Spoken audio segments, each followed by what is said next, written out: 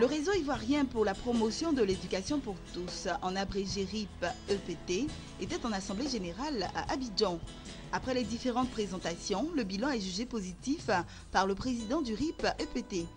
Le bilan il est nettement positif parce que au plan institutionnel, quand nous commencions, nous étions à 10 organisations qui sont membres. Aujourd'hui, nous sommes à 18 organisations membres.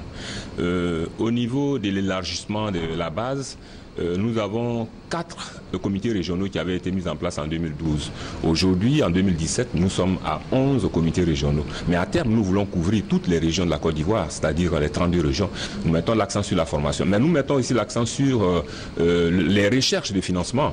Les recherches de financement. Dans ce sens, nous avons élaboré plusieurs projets qui nous ont permis d'avoir les moyens pour pouvoir réaliser nos projets.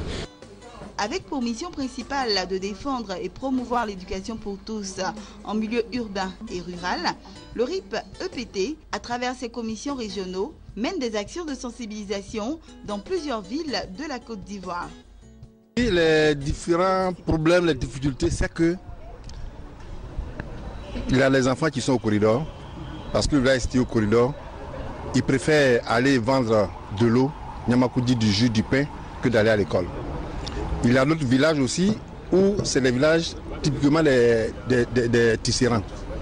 Donc les enfants quittent carrément l'école pour aller tisser. D'autres aussi sont au bord de l'eau. Ils vont faire la pêche parce qu'ils trouvent que c'est de l'argent rapide. C'est ce combat-là que nous avons mené, que nous sommes en train de chercher les voies et moyens pour mener. Aller à l'école, on apprend à lire, on apprend à écrire. On peut facilement évoluer. Mais n'ayant pas fait l'école, vraiment on est en retard. Et c'est pour cela que nous essayons de tout faire pour que les zones villageoises et autres puissent s'impliquer dans l'alphabétisation. Même ceux qui n'ont pas pu aller à l'école, on peut toujours les rattraper par les cours UNESCO et autres. Nous travaillons sur tous les facteurs qui pourraient défavoriser l'accès à l'éducation, tels que les grossesses en milieu scolaire, les enfants mineurs qui sont maintenus à la maison à travers une loi que la Côte d'Ivoire vient de prendre sur l'obligation scolaire. Donc il y a une sensibilisation que nous faisons auprès des parents.